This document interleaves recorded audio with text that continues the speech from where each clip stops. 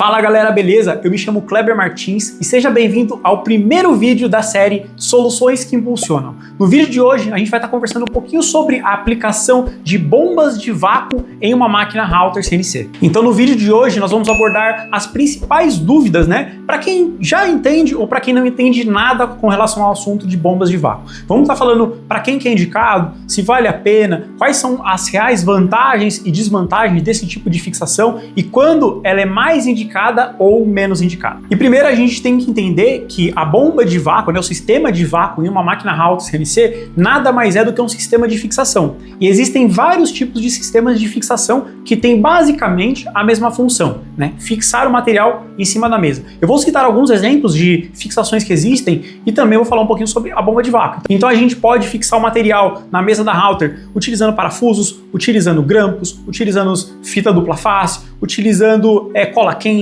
utilizando super bonder, algum tipo de cola instantânea. Existem vários métodos, utilizando pinador, né? Existem vários métodos para a gente fixar o material na nossa mesa da máquina Halter CNC. E o sistema, utilizando uma bomba de vácuo, né, o sistema de vácuo é uma dessas soluções, né? Então, ele pode ser muito bem explicado quando a gente precisa de velocidade, né? Qualquer um desses sistemas, né, que a gente está falando para fixar o material, né, fixar a chapa na mesa da Halter, a gente desprende, né, de um tempo para fixar a chapa e depois para soltar a chapa. Quando a gente está falando do sistema de bomba de vácuo, a gente coloca o material e liga o sistema de vácuo, né? Se eu estou falando de parafuso, pinador ou cola, eu tenho tempo para passar cola e colar. Depois eu tenho um trabalho para descolar. Bomba de vácuo, diferente. Coloquei o material, apertei o botão, fixo. Apertei o botão novamente para desligar o sistema de vácuo, as peças estão todas soltas e eu consigo tirar e colocar. Então você percebe que somente nesse tirar e colocar, prender e soltar, eu tenho um ganho enorme de agilidade. Tá, Kleber, eu entendi que é rápido, não sei o quê, mas como que funciona de fato o sistema de vácuo? Tá? O sistema de fixação através da bomba de vácuo nada mais é, tá, do que uma pressão negativa embaixo da chapa. Tá? É basicamente isso. A gente consegue fazer esse exemplo, né, pegando uma folha sulfite e colocando no aspirador de pó. Na ponta do aspirador de pó, você coloca a folha sulfite e você percebe, né, que a folha ela vai ser fixada através da pressão negativa, né? Então, existe uma diferença de pressão entre a parte de baixo do material e a parte de cima. É como se a atmosfera estivesse colocando um peso, né? Porque na parte de baixo eu tenho uma pressão negativa. Então, funciona basicamente dessa forma, né? Uma folha sobre o aspirador de pó, só que, claro, numa escala muito maior. Quando a gente fala também sobre bombas de vácuo, existem dois tipos muito característicos, né? Que a gente consegue distinguir muito bem. As bombas de vácuo que trabalham com sistemas de hélices, né, que é o caso das bombas rotativas, né, e existem aquelas bombas de vácuos menores mesmo que o pessoal usa para ar-condicionado, que é para retirar o ar de um determinado espaço. São bombas que trabalham com princípios de funcionamento muito diferentes e o principal, com vazões muito diferentes, tá? A vazão, ela é importante quando a gente está falando sobre o sistema de fixação em máquina Halter, tá? Só que quando a gente vai analisar bombas de vácuo para Halter CNC, a vazão não é o único ponto que a gente tem que analisar. Quando a gente compara esses dois modelos diferentes de bomba, né, os famosos compressores radiais, que são as bombas de vácuo literalmente, tá? De um lado ela sopra o ar e do outro lado ela puxa o ar. Diferentemente daquelas bombas a vácuo pequenas, né, que o pessoal utiliza para ar-condicionado, para fazer alguma aplicação para tirar bolha, por exemplo, de resina, tá? São princípios totalmente diferentes. Quando a gente tenta exemplificar, né, uma bomba daquelas pequenininha, é como se eu pegasse uma garrafa PET vazia e tentasse esvaziar o ar que tem ali dentro. Então eu puxaria o ar. Eu consigo puxar o ar, né, com uma certa força e aos poucos a garrafa PET ela vai fechando. Então uma bomba de vácuo pequena ela funciona dessa forma. Ela tem muita força para puxar o ar, só que ela tem pouca vazão, ou seja, para eu puxar, né, o ar de dentro dessa garrafa demora bastante tempo, só que uma hora eu consigo fazer. Então ela tem pouca vazão e muita força. Quando a gente está falando de bombas de vácuos para Halter CNC, né, que são os famosos compressores radiais, a gente trabalha com alta vazão. Aí é como se eu colocasse de fato, né, um aspirador para sugar o ar da garrafa. Pode perceber que o aspirador ele pode não ter tanta força de puxar o ar quanto nós, né, colocando a boca ali na frente da garrafa. Só que o aspirador ele tem uma vazão muito maior do que a nossa própria respiração, né? Então ele consegue tirar um volume de ar muito maior, mesmo que a pressão que ele consiga exercer ali seja menor. E quando a gente está falando de pressão, a gente tem que entender que a fórmula de pressão é pressão, né, é igual a força dividido pela área. Tá? Quando a gente passa essa informação da área para o lado da pressão, a gente percebe, né, que a conta fica diferente. Significa que a força é igual a pressão vezes a área. Então, a área é determinante para a gente saber a força aplicada em cada peça. E a gente vai precisar dessa informação mais para frente. O sistema de bomba de vácuo em uma máquina Halter CNC, ele é composto de diversas peças, né, que são interligadas entre si. Então a gente tem propriamente dito, né, a bomba de vácuo, a gente tem a tubulação, né, que vai fazer a sucção do ar da mesa. A gente tem uma mesa, geralmente uma mesa ali canaletada, toda cortada, né, para que a gente consiga fazer as seções, né, a gente consiga dividir a área da nossa mesa, né, da nossa Halter CNC, em várias seções diferentes e para que a gente consiga fechar, né, ou manter o sistema de vácuo em zonas específicas. Então, por exemplo, eu estou cortando uma chapa inteira de MDF, tá lá em cima da minha máquina Halter, tá? Só que na minha máquina eu tenho 4 zonas de pressão, né, como se fosse um quadrado dividido em 4 partes, tá? Então eu posso delimitar aonde o vácuo vai atuar. Por quê? Quando eu não estiver cortando, por exemplo, uma chapa inteira de MDF, quando eu estiver cortando, por exemplo, metade da chapa, eu posso desativar o vácuo, né, de um pedaço da máquina. Então, se eu estou usando somente um pedacinho da máquina, não faz sentido minha bomba de vácuo ficar succionando um pedaço onde não tem material. Por quê? Eu ia aumentar muito a vazão de ar e acabar diminuindo, né, a eficiência do sistema como um todo, né? Eu ia acabar diminuindo a pressão aonde de fato tem material. Então por isso que a gente utiliza, né, vários controles de válvula, né, para fechar ou abrir determinadas seções da mesa da Halter CNC. Quando a gente está falando da parte das vantagens, tá, a gente tem uma grande vantagem na agilidade de trocar o material. Então se eu tenho uma alta demanda de corte, é simplesmente coloco o material, ligo o vácuo.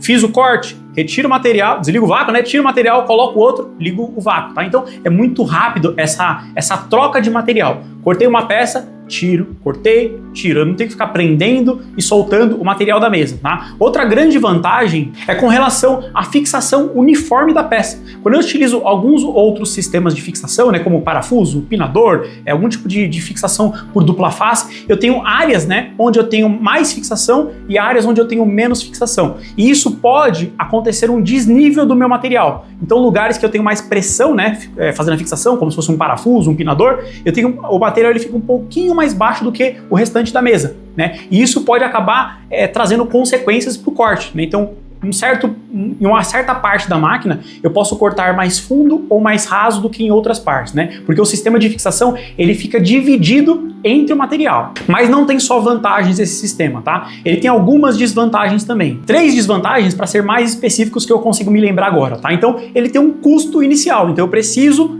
comprar o equipamento, eu preciso comprar essa bomba de vácuo, preciso montar, implementar o sistema na minha Halter CNC. Ele tem um consumo de energia, porque querendo ou não, eu tô com o equipamento ligado 100% do tempo que a máquina tá ligada. Então eu tenho que contabilizar isso na minha operação. E um outro ponto que é desvantagem, ao meu ver, é que não funciona tão bem para peças pequenas. Lembra que eu falei da formulação? Pressão é igual a força dividido por área? A área é uma constante muito importante. Quanto menor for a área da peça, menos força aplicada eu vou ter ali, tá? Então uma bomba de vácuo não vai funcionar tão bem para peças pequenas, tá? E uma coisa que a gente tem que prestar bastante atenção quando a gente vai procurar bombas de vácuo é com relação a essa pressão negativa, né? A pressão é o que vai fixar, é o que vai puxar o material para baixo, né? Como a pressão de baixo ela é menor do que a pressão de cima, é como se eu estivesse segurando a chapa por baixo ou empurrando a chapa por cima. Então, quando eu tenho uma área muito grande, a força aplicada ali ela é grande. Quando eu tenho uma área pequena, a força aplicada ali ela é menor. É como se eu tivesse uma área grande e muito peso. Peso, literalmente, peso de levantar, de halter, muito peso ali em cima. Quanto menor for essa área, menos peso em cima dessa peça eu vou ter, ao ponto de não conseguir fazer uma fixação